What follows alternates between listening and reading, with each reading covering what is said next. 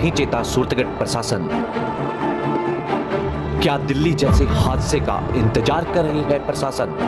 दिल्ली में हुई है वो कहीं भी घटित हो सकती है। लाइब्रेरी में पढ़ रहे हैं, वहाँ अगर 150 की स्ट्रेंथ है बच्चों की, उसके बाद भी वहाँ सिर्फ एक ही मेन गेट होता है। अगर ऐसी कोई घटना घटित हो जाए, मान लीजिए अचानक से कोई भी वहाँ पर घटना घटित हो गई, तो बच्चों की भगदौड़ मचेगी और एक गेट से पॉसिबल नहीं है कि सारे बच्चे सुरक्षित बाहर निकल पाएंगे। हुआ है बेसमेंट में 3 जो छात्र है वो बारिश के पानी की वजह से वहाँ पर दम घुट के मर गए।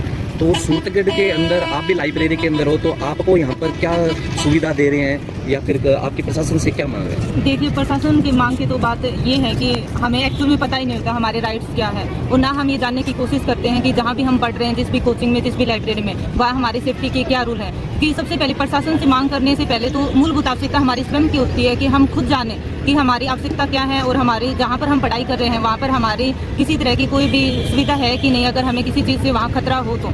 इसलिए प्रशासन से तो मांग यही है कि प्रशासन को जितनी भी कोचिंग लाइब्रेरीज चल रही हैं उनके सारे डॉक्यूमेंट अच्छे से चेक करने चाहिए कि कहीं पर भी इनलीगल तरीके से कोई भी काम नहीं हो रहा हो। उनके प्रॉपर उनके पास डॉक्यूमेंट होने चाहिए, जिससे कि घटना दिल्ली में हुई है वो कहीं भी घटित हो सकते हैं। क्योंकि आज के टाइम में हमारी यूथ इतनी ज़्यादा है, पॉपुलेशन इतनी ज़्यादा है कि अगर कोई भी कोचिंग थोड़ी सी भी प्रसिद्ध है तो वहाँ पर बच्चों की जो है भीड़ काफ़ी लग जाते हैं। ये सिर्फ लाइब्रेरी का ही मैटर नहीं है, वहाँ रहने वाले पीछे वगैरह रूम रेंट पे भी रहते हैं, वहाँ भी काफ़ी सारे दिक्कतें बच्चे हैं जो फेस करते हैं, और उनकी बातों को कोई भी अच्छे से सुनता नहीं है, और रेंट ले लेते हैं। उसके बाद कोई मतलब नहीं होता कि बच्चा किस परिस्थिति में रह रहा है। खाने से अगर उसे कोई दिक्कत है तो उसके बारे में भी कोई भी मतलब पूछने वाला नहीं है। अगर तबीयत में खराब होती है तो खुद के बेस पर खुद का इलाज करवाते हैं, डॉक्टर को खुद ही पे करते हैं, पीछे की कोई भी किसी प्रकार की कोई जिम्मेदारी नहीं होती है। पर इसमें होनी चाहिए कि कुछ रूल बनाने चाहिए प्रशासन को। जितने भी पीछे चल रहे हैं लाइब्रेरी दिल्ली हादसे के बाद में आपको कुछ भय है?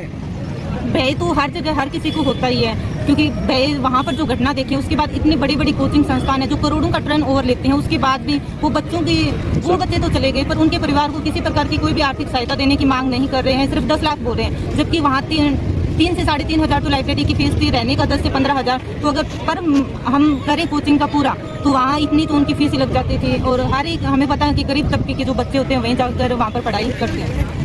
जिस भी लाइब्रेरी में पढ़ते हैं वहाँ हम अमूमन देखते हैं कि जिस भी लाइब्रेरी में पढ़ रहे हैं वहाँ अगर 150 की स्ट्रेंथ है बच्चों की, उसके बाद भी वहाँ सिर्फ एक ही मेन गेट होता है। अगर ऐसी कोई घटना घटित हो जाए, मान लीजिए अचानक से कोई भी वहाँ पर घटना घटित हो गई, तो बच्चों की भगदौड़ मचेगी और एक गेट से पॉसिबल नहीं है कि सारे बच्चे सुरक्षित बाहर निकल पाए। इसलिए इस चीज़ को भी विशेष ध्यान रखा जाना चाहिए कि आपातकालीन कोई ना कोई खिड़की या दरवाजा रखना चाहिए, ताकि कोई घटना घटित हो तो बच्चे परेशान ना हो और अपनी जान आसानी से बचाकर वहाँ से निकल सके।